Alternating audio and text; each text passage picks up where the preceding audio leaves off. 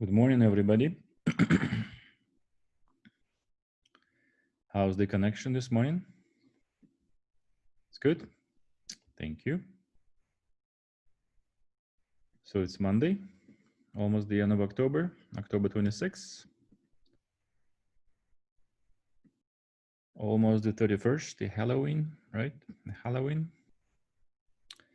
So we have 2 lectures today and Wednesday. And then we're gonna wrap things up with the test, second test, before going to the Halloween party on Saturday. So the test will be Friday, right?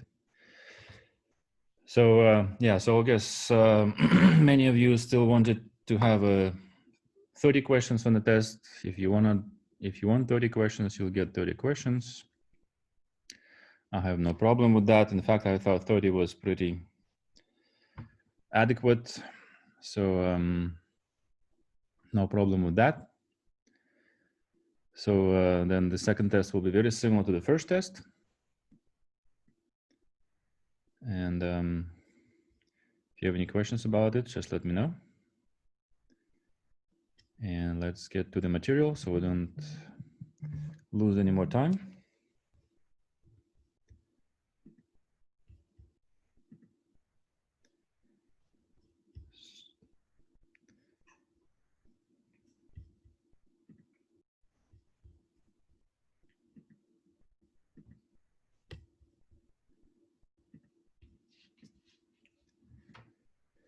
So it's important to know that DNA absorbs light in the UV region. Very convenient. You can follow, you can do a lot of experiments using UV light, and you can track what's happening with the DNA or RNA using UV. And one of the reasons is, remember, we finished the lecture on Friday by discussing these tautomeric forms, right, of nucleic bases, nitrogenous bases. And remember that you can have carbonyl groups, or you can have fully aromatic structures, and depending on where the hydrogens are. And so the aromatic structures now, you can notice that these are all equilibrating, right? It's important to see these kind of arrows. And so that the aromatic structures are present in the equilibrium mixture at all times, and they absorb very strongly in the UV region. They absorb strongly in the UV region, and you can see here, this is the characteristic absorption for the aromatic structures, and this is primarily due to the pi to the pi star electronic transitions. So remember aromatic structures, right? You have p orbitals. You have p orbitals in aromatic structures. Lots of pi electrons like that, right? And then there is like electrons are moving around, pi electrons. And when you hit this with light, the electron can jump. The electron can jump and excite the molecule, and you can go from the pi to the pi star molecular orbital. Okay, and so because of this, actually these aromatic structures, they kind of protect the DNA, right? So because the decay, once it goes to pi star, the difference in energy between pi and pi star is very small. And so the decay, which is radiationless, right? Primarily thermal, I guess. And so it's not very damaging, right? And so this ability of the electron to go from pi to pi star is kind of protective, right? So basically it protects the DNA or DNA primarily, because that's what we're concerned about when we talk about storage of genetic information. It protects the DNA from harmful UV light, right? So you can still, yeah, go ahead. Sorry, it does that by absorbing it? Yeah. You can still obviously damage DNA if you radiate very strongly with UV light, and you know that, right? So you know that you're supposed to use sunscreen. But if it wasn't for the ability of this DNA to undergo this pi to pi star transition, then the DNA would undergo damage every time there is a photon of UV light, and things would be much worse. Okay. So you can see the tautomeric structures, which can give you aromatic structures, have important consequence. And so here is this just some curves from the giving us the absorption maxima, right? So this is the wavelength. Now this UV region, right? So 260 nanometers. So the blue, this is adenosine monophosphate, is the most strongly absorbing nucleotide, right? So these are nucleotides. Remember, when you see MP, that means monophosphate, and then A would be nucleoside. So this would be adenosine monophosphate, and this is the extinction coefficient. Remember, the higher the extinction coefficient, the stronger the absorption, right? And so adenosine monophosphate absorbs much strongly. And you can see here that actually both purine bases, right? So adenosine and guanosine, these absorb much more strongly, And part of the reason is because purine, what's the difference between purine and pyrimidine? Can you explain why purines absorb more strongly? Because they have structure. Oh, go ahead. They have more aromaticity, purines do. Yes. So there's more pi bonds. Correct. They have more conjugated more highly conjugated structures. Obviously, the more highly conjugated structures, the higher the extinction coefficient, right? So it absorbs light much more strongly. And then the pyrimidine bases also absorb light, not as strongly, but quite reasonably. All right. So this is all we needed to say about the absorption. Now there are minor bases, minor nucleosides in DNA, also important to keep in mind. So here are some of their structures. And so remember, when you have 5-methyl, normally this would be, remember 5-methyl group, which nitrogenous base has 5-methyl group normally? Now, have you already started looking at the structures? Thymine. So say it again. Thymine. Thymine, that's correct. So or thymidine, right? When we talk about nucleosides. So thymidine. So 5-methylcytidine would be quite unusual, right? And yet that occurs in DNA in some portions of DNA. And if this occurs in the promoter region of the genes, right? So if you've taken biology, so you know that gene expression is a highly regulated process, and there's a promoter region which requires activation, right, before gene can be transcribed. So if the DNA is methylated in the promoter region, then that's usually has a silencing effect, right? So so methylation is one form of epigenetic, what's called epigenetic silencing. Does anybody know the word epigenetics? What does that mean? Epigenetics. Isn't it how we control gene expression? Correct. So there's genetics, right? Genetics, you cannot change genetics. You have all your cells in the body has the same genetic makeup, and you cannot change that. But you can change epigenetics, right? And so that's why that everybody's talking about, change your lifestyle, change your diet, change your environment, and by doing so, you can control actually how your genes are transcribed, right? Which proteins are expressed, which proteins are underexpressed. So you can still influence, even though your genetics may be bad, you can still control the gene expression through epigenetics.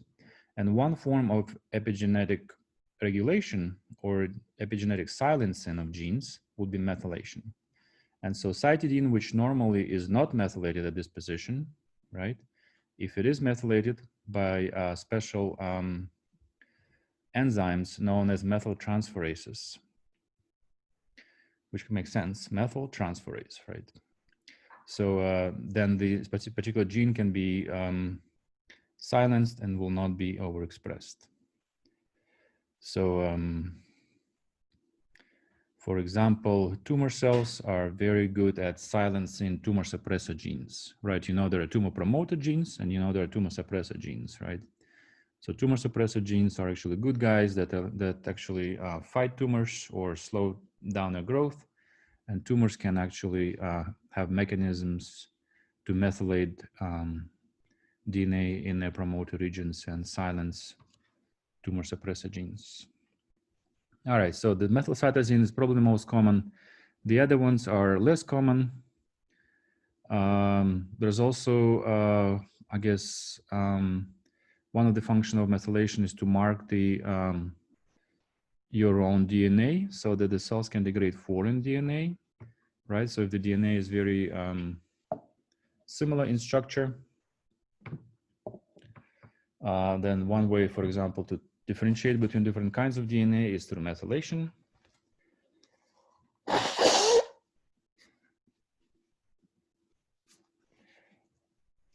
And there are other forms of modifying a nitrogen's basis, a few more methylation positions on nitrogen this time. And there is hydroxymethyl. This also plays a role in gene regulation. Okay, so this is methylation. Now there is also minor nucleosides in RNA. One of the most common is inosine. Inosine is actually shown here. Now inosine is actually a nucleoside of a nucleic base, nitrogen's base, known as hypoxanthine. It's actually a very interesting case where nucleoside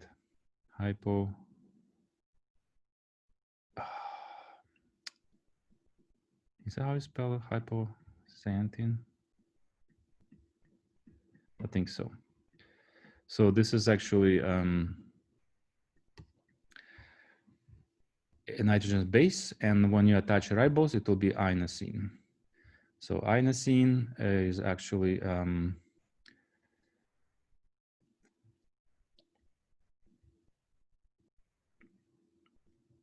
found in, hold on a second.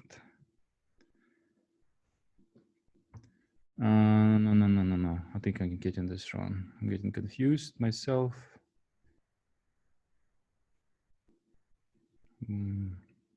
I'll have to get back to you on this. I don't think this is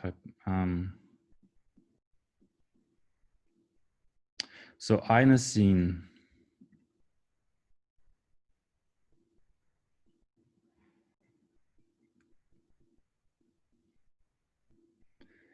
because this is so the nucleic base is adenine, right? Nucleic base is adenine, but if you ribosylate this with the 2' hydroxy group, then the nucleoside will be inosine. So it's a kind of a mismatch, right? Because no.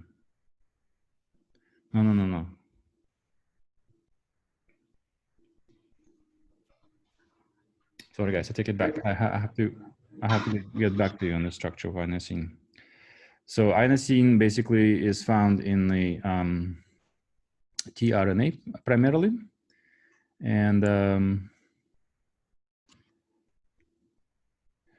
so no, that's correct. Hypoxanthine. Okay, take it back.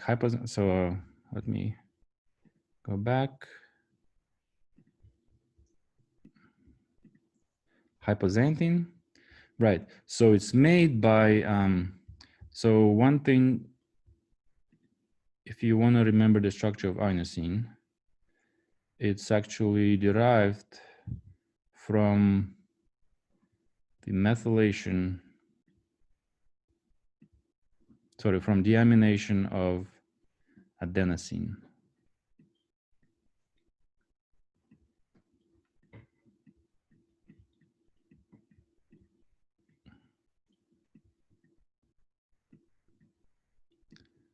like so.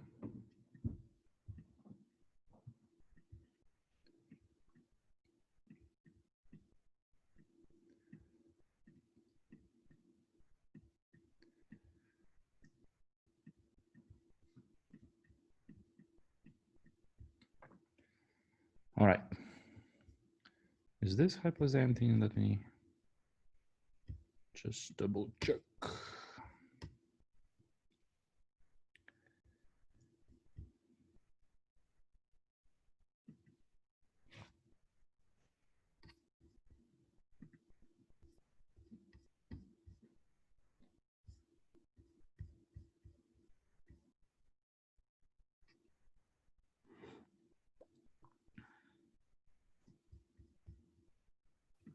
It says down there it is. This is hypoxanthine. It says on the bottom of your slide. It says hypoxanthine. Yes, sir.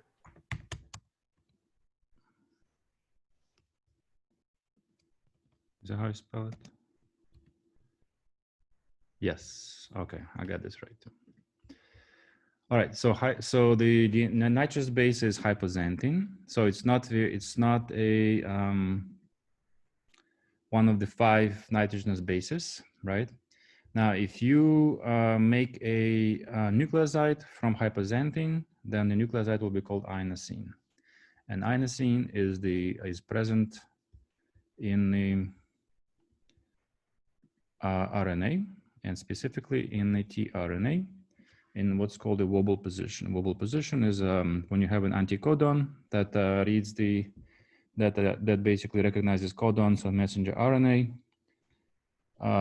Then it can actually the 3rd position can change to accommodate for a richer genetic code. So we will not go into the details of that. That's hopefully something that you studied in more detail in biology, or will study if you take more biology classes. And so there's the second one known as pseudouridine.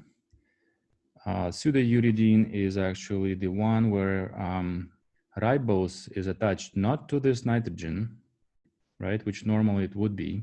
This is nitrogen 1 on the pyrimidine, but ribose will be attached to actually to carbon 5. And when you have a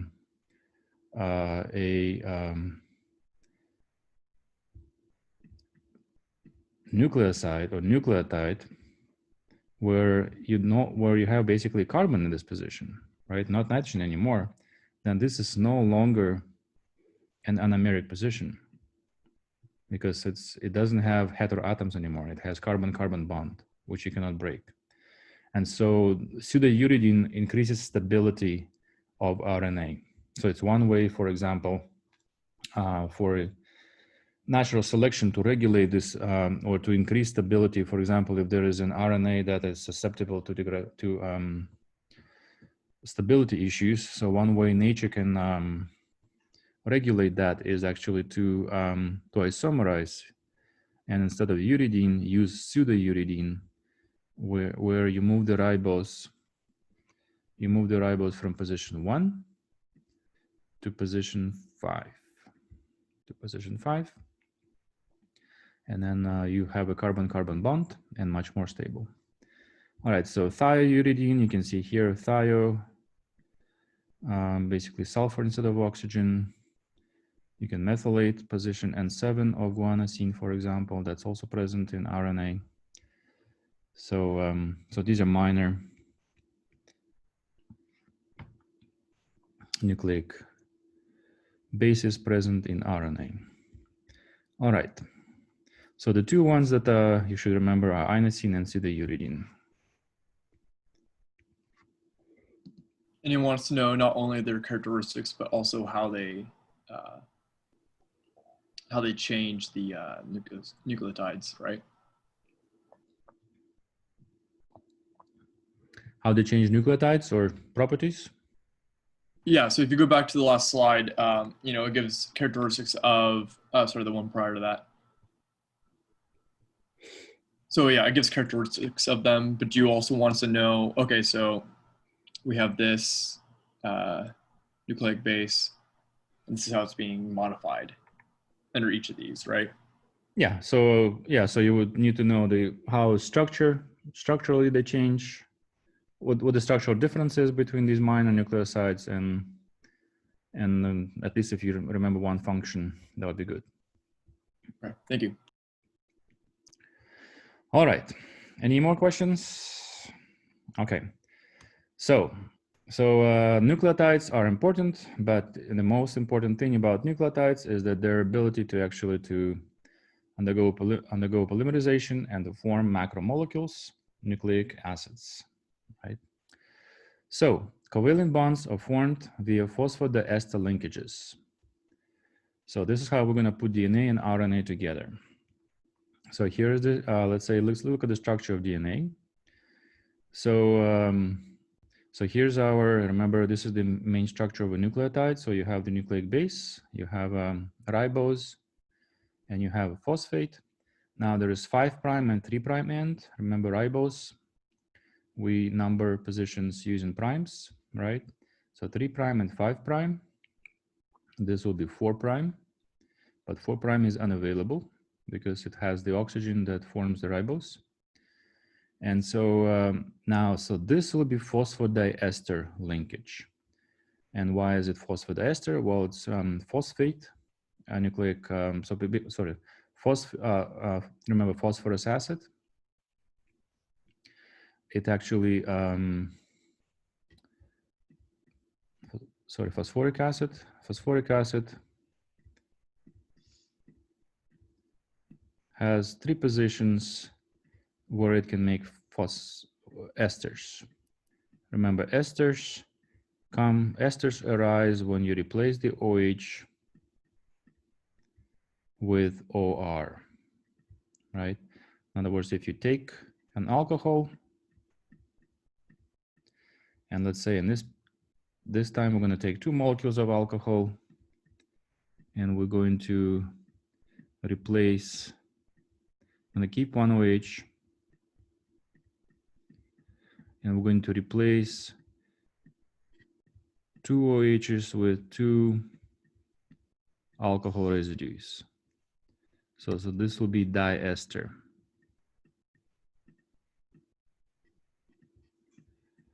Diester.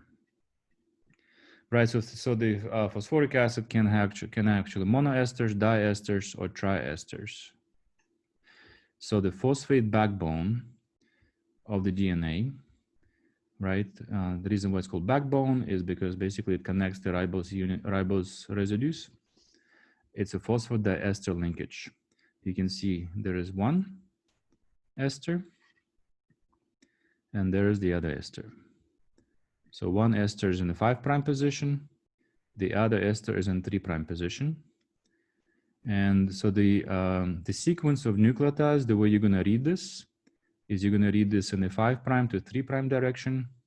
So for example, the nucleotide shown here is A, T, G, right? And so you would start with the 5' end, and you end with the 3' end, like that. And so in the RNA, remember that there's no T, there's U, right? So the RNA will be U, G, C. And obviously it just keeps going this way, and it keeps going that way. All right. So phosphodiester linkages. So DNA backbone is fairly stable. Now there are enzymes that can break down the DNA backbone, right? So the enzymes obviously are very important, and the enzymes are known as DNases. So remember, whenever you have the enzyme ends on ase, usually that means it actually cleaves something, okay? Or for example, hydrolase will hydrolyze something. Esterase will break the esters. Amidase will break the amides. So DNase will break the DNA backbone. So these enzymes are known as DNases, right? And so RNA backbone is compared with DNA, the RNA backbone is unstable. So if the DNA, so there's a reason why nature chose DNA over RNA to store genetic information and RNA to be more labile. Now think about it. So DNA actually, even though there are situations obviously when we need to cleave DNA, for example, for DNA replication and stuff, but RNA needs to be cleaved and reformed all the time in the body, right? So, so for example, you need to be able to synthesize RNA to turn it into messenger RNA. It has to go to the ribosome, provide the template for protein synthesis, but then it has to be degraded. Has to be degraded using the enzymes known as RNases. When there's no need to make a particular protein anymore, then the messenger RNA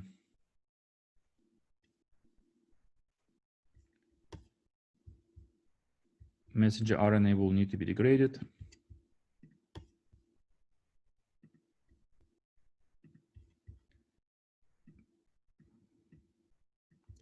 RNase. And so the so RNA backbone is unstable. So for example, in water, it can last for a few years, but in cells, messenger RNA is degraded in just a few hours due to the enzymes known as RNases. And so what else? There are linear polymers, no branching, no crosslinks. So we read the sequence from 5' to 3' end. I just mentioned that to you. And so let's talk a little bit more about the RNA. And so why specifically RNA? Let me go to the next slide and show you why RNA is unstable. And this has to do with the 2' hydroxyl. 2' hydroxyl. Now in DNA, there is no 2' hydroxyl, right? And so in DNA, the hydrolysis has to occur through water attacking the phosphodiester link directly. In RNA, that actually there is a effect known from organic chemistry as neighboring group participation. Anybody remember what that means? Neighboring? Isn't it just like an intramolecular reaction? Right. So if you have another functional group, neighboring group,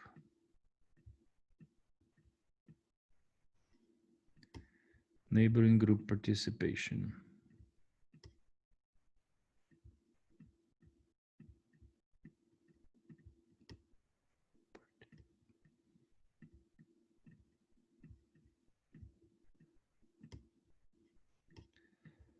So this 2' hydroxyl plays a role in the lack of stability of RNA. And so, for example, in RNA is particularly unstable in the presence of base. So you can see what can happen here. The OH will remove the proton from the 2' hydroxyl. The electrons which are released will attack the phosphodiester linkage and basically cleave that, allow for one of the esters to depart, and so that will result in the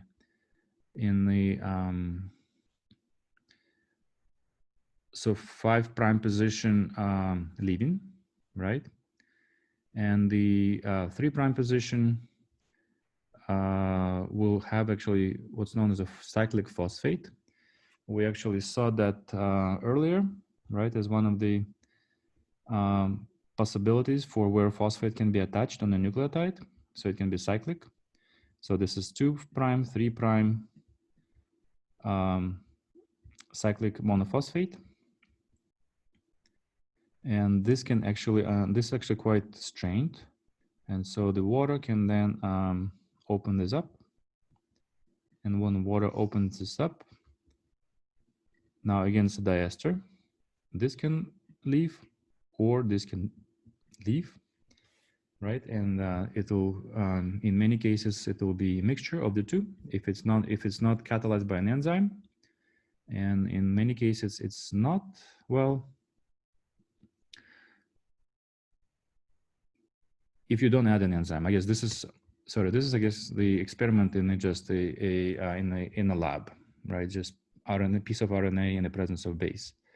Obviously, under biological conditions, there will be an enzyme who actually that actually will open the cyclic phosphate to generate a 3' monophosphate. And but if you don't use the enzyme, then you get a mixture of 2' and 3' monophosphates. Right, so the phosphate can be at this position, 2' or 3'.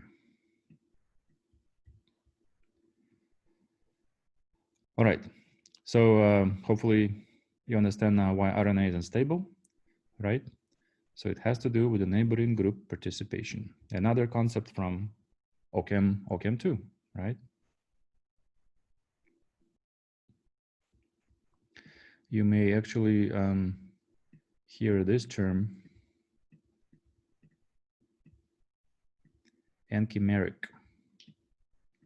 Have you heard this term, enchimeric assistance?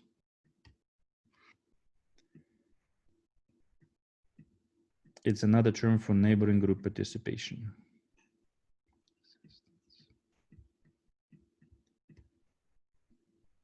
So if you hear about enchimeric assistance in RNA hydrolysis, you know what that means, right? You know that it's going to be 2' hydroxyl assisting in the cleavage of the phosphodiester linkage. And so as we were just told, the reason why it's so successful is because we are converting the intermolecular reaction. So in DNA,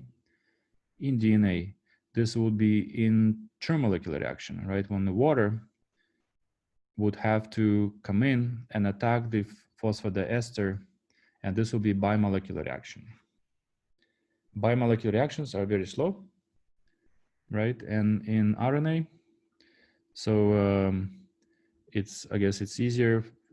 The proton transfer is a fast reaction, even though it's bimolecular. The proton transfer in general is a very fast reaction, but the cleavage of the diester becomes an intramolecular reaction. So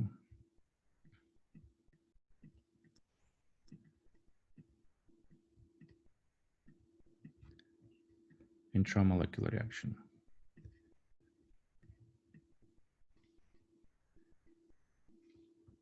And intramolecular reactions are much faster than intramolecular. All right, so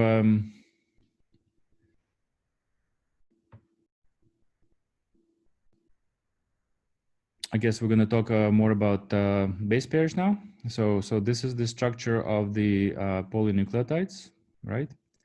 And so what we learn when we start talking about the structure of DNA is that the two bases can hydrogen bond to form base pairs. So we already talked about the bases being hydrogen bond acceptors, hydrogen bond donors, right? So for monomers, large number of base pairs is possible. In polynucleotide, only few possibilities exist, right? So the structure of DNA actually will limit as far as which base pairs can form and which cannot. And so the Watson-Crick are the standard base pairs, right? There are two of them. So A pairs with T and C pairs with G. And so a purine always pairs with a pyrimidine. And so also this is obviously in DNA, right? In DNA. And in RNA, it will be A with U.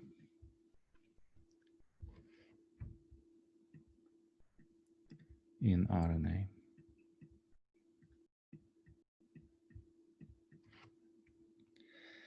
All right, so here's what it's going to look like.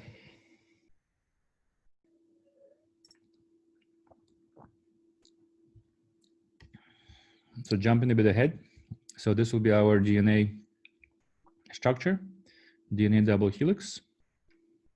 And so you can see here there's a phosphate backbone, right? So phosphate backbone. These are all phosphodiester linkages, right? And you can see here that the number of hydrogen bonds between G and C, there are 3 of them, and A and T, there are 2 of them. And so that's shown here. So in A and T base pairing, you can see here, so if this is the A, right? So the hydrogen of the NH2 group is bonded to the carbonyl of thymine, and the nitrogen is bonded to the NH of the thymine.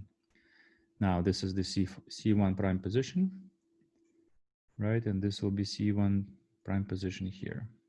So this will be the anomeric position. This is where the nucleic base will be linked through the anomeric position to the ribose.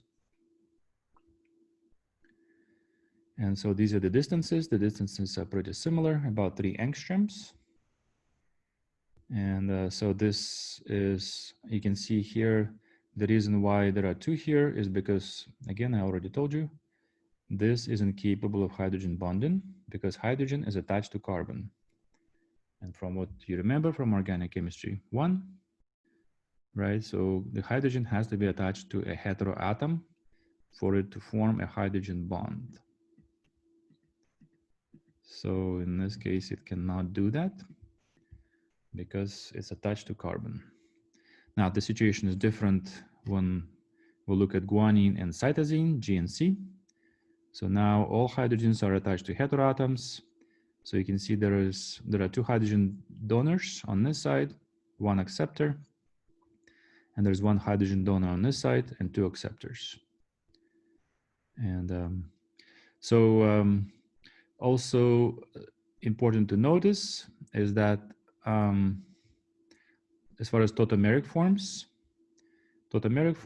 have to be also resolved before you can actually draw these hydrogen bonds, because depending on where you put the hydrogen, different kinds of hydrogen bonds can form.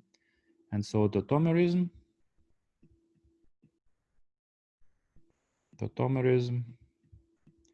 is crucial. So in fact, when the structure of DNA was being solved by Watson and Crick,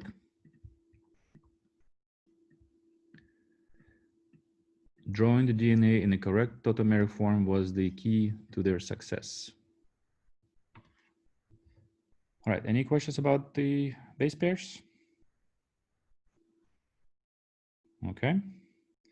And so, so DNA, so there were lots of scientists involved in the, obviously in the structure of DNA, in understanding what DNA is all about, right? So you can see actually many years took before we actually finally arrived at the structure of DNA. So a lot of work done in the end of the 19th century, beginning of the 20th century. So first of all, it was not really clear for a long time what was the molecule that was responsible for the storage of genetic information. So proteins were considered for a long time to be the main macromolecules that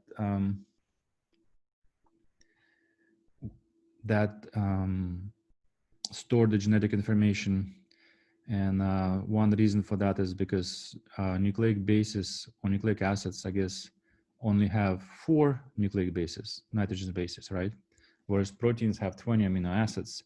So you would think that 20 amino acids would be much better in terms of diversity, in terms of storage of genetic information than nucleic acids that only have 4 different nitrogenous bases, right? So many scientists thought it was proteins. So Mischler, I guess in the 19th century, isolated what's known as what he named was nuclein from cell nuclei, and showed that actually that had the function of storing the genetic information.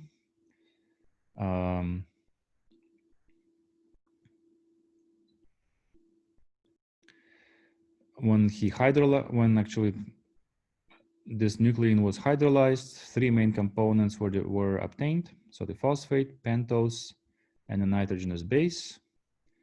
Then there was more chemical analysis, beginning of 20th century. It was shown that these pentoses are connected through phosphodiester linkages. Then the pentose itself was identified as ribofuranoside. So a very progressive step-by-step identification of the DNA structure, starting from identifying its function to its final structure. And so finally, experiments that actually were crucial were done by Rosalind Franklin and Wilkins.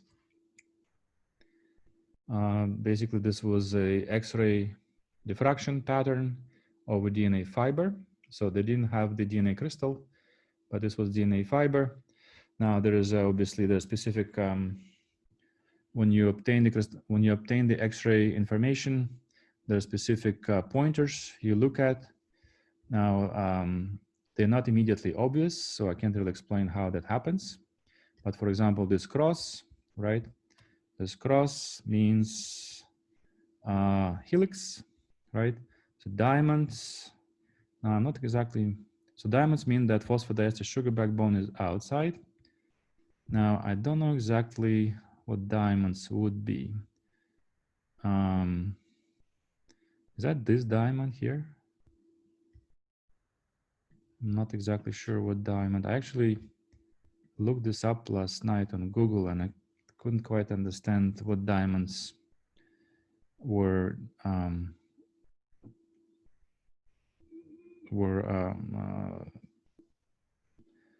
being discussed. Anyway, so there's specific patterns in the crystallographic information that gave information in terms of general structure of the nucleic acid. And then finally, there is what's known as a Chargaff's rule.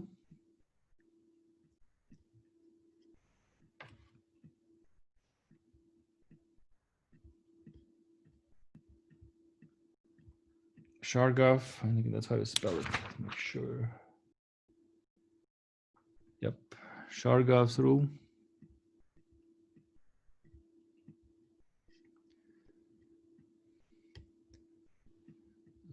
Which states that the number of A's in the piece of DNA always equals the number of what? Number of adenines equals number of what? Thymine. Thymines, that's right. And the number of guanines always equals the number of cytosines.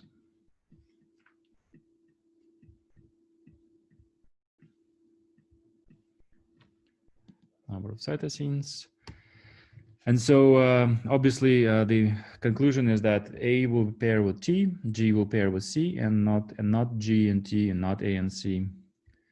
And so eventually all that led to the structure of the double helix DNA. Watson and Crick were awarded Nobel Prize in 1962, right? So Franklin was not awarded the Nobel Prize. There's a lot of controversy about that. And there's a lot of controversy, obviously. Many people think that she was not given a Nobel Prize because she was a woman, but there's a lot of history. There's even books written about it.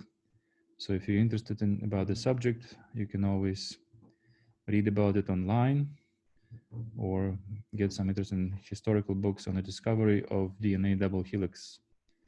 So here is Watson and Crick, and there's Franklin and Wilkins. And Franklin died. She was not very old. She was only 38 when she died.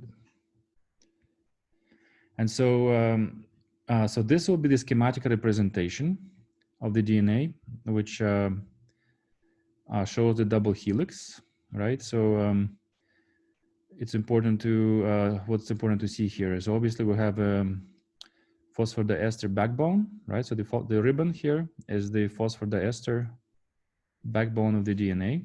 And you can see the ribbon is on the outside. Ribbon on the outside, so DNA is actually negatively charged on the outside. And then the nucleic bases protrude into the inside of the double helix and form hydrogen bonds. And they're kind of they're basically arranged in the way of a ladder, right? So basically they stack up on each other. So this is an important phenomenon in aromatic structures. You can have one aromatic structure stacked upon another one.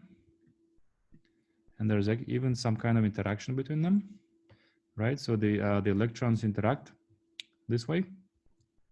So this is called stacking.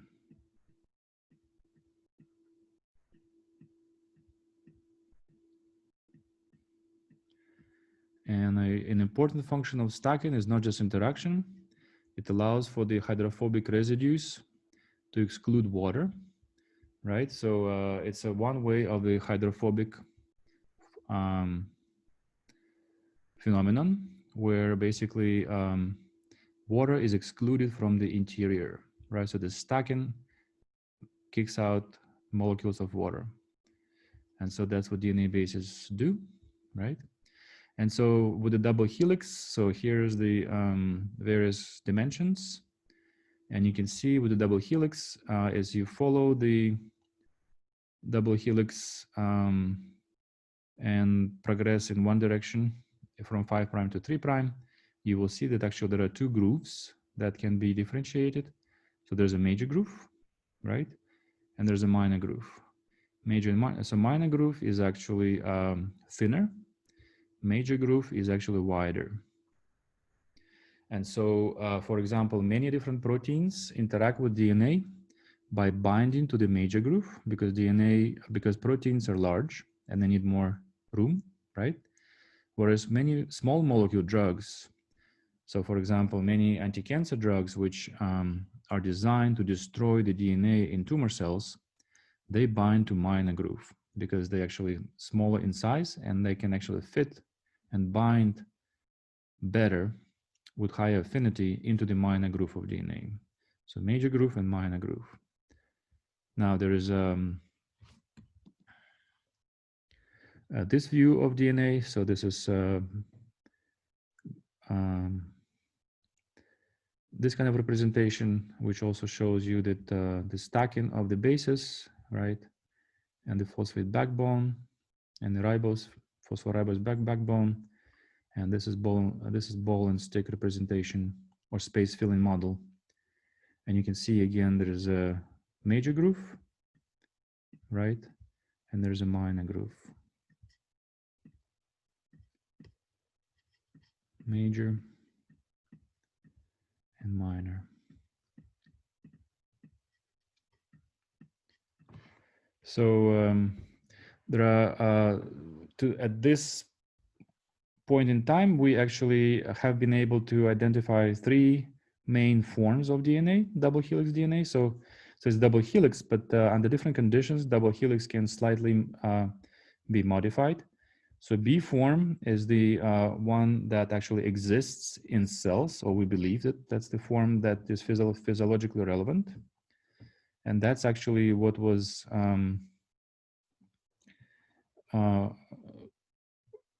what we just saw on this slide. So B form is the main one.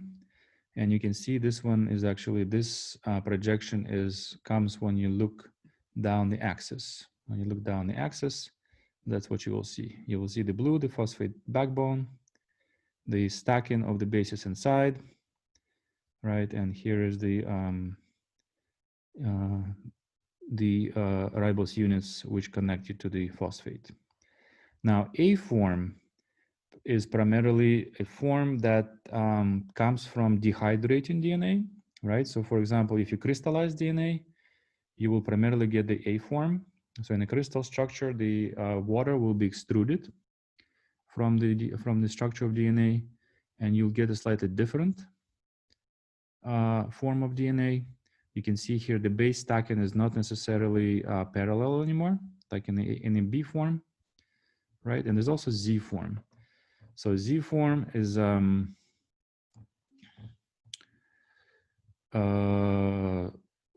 we still let me see.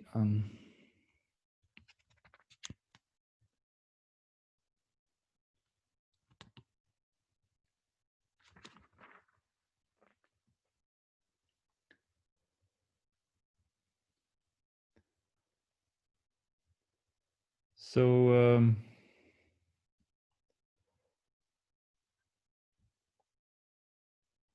it doesn't say in the text, and I don't quite remember where's how the Z form was identified. So one thing is important. Hold on a second.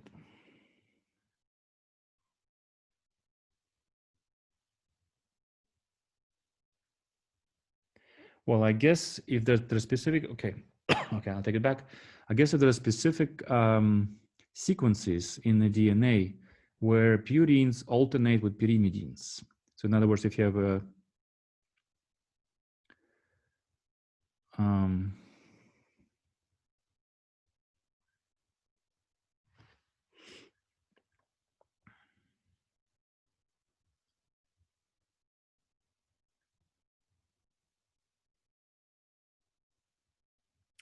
so for example, if you have GC base pairs, right?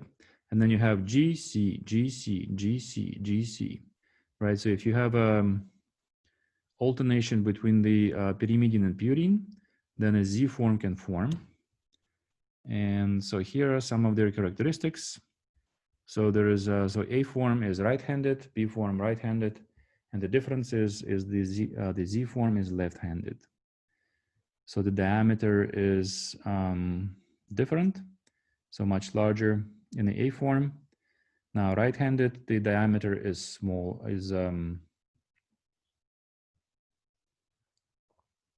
smaller. And again, I think the reason for that is because water is excluded from the structure. If water is excluded, the DNA shrinks. So I thought A form. yeah. I got to take it wrong. Sorry, I'm sorry. It's not the diameter. Sorry, it's the number of the. Thank you for catching. The number of base pairs per helical turn. Number of base pairs per helical turn. I think. Let me look at that again.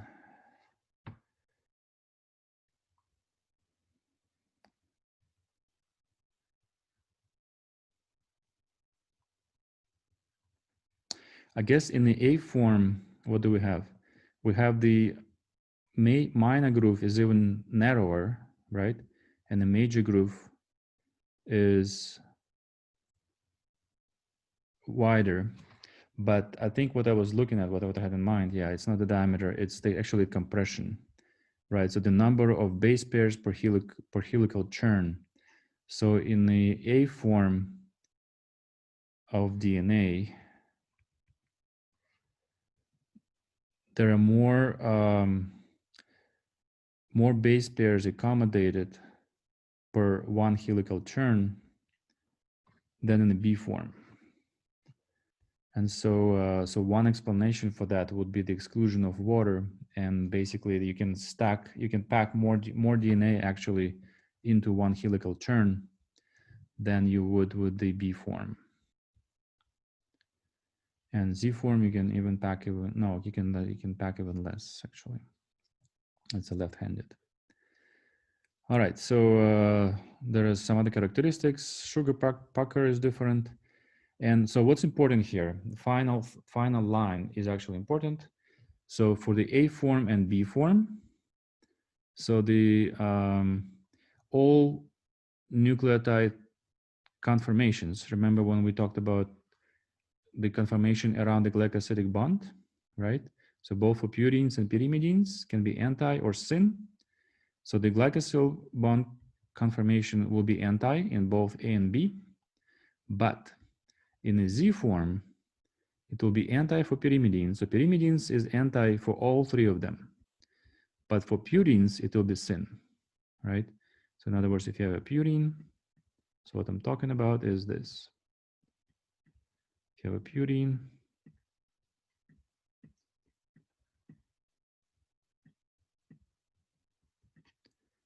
it will be like that.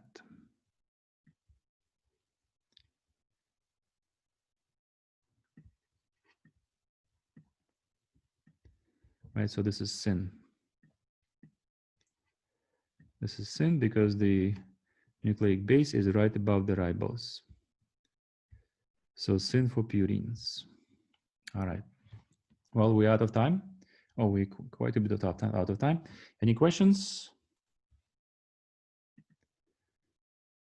All right. So from that chart, the main points are the diameter, number of base pairs per helical turn, and their conformation, right? Well, obviously, I don't want you to memorize all these numbers. I mean, the main points from this is for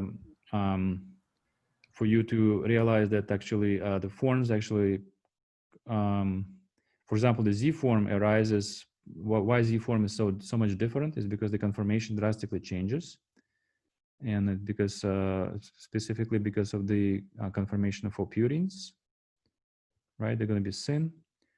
And also want you to know that the A form is the form that obtained when you try to crystallize, and it comes from the fact that water is excluded from the DNA, right? And that is seen in a number of base pairs per helical turn. And ring pucker can be different. Yeah, just general things. Just general things. Obviously, I will not ask you for these specific values. Okay. I Okay. see. So, okay. Thank you. Yeah. All right. If you don't have any more questions, I will see you on Wednesday. All right. Or you can always come. You always can come to my office hours. Thank you. Okay. Bye, guys.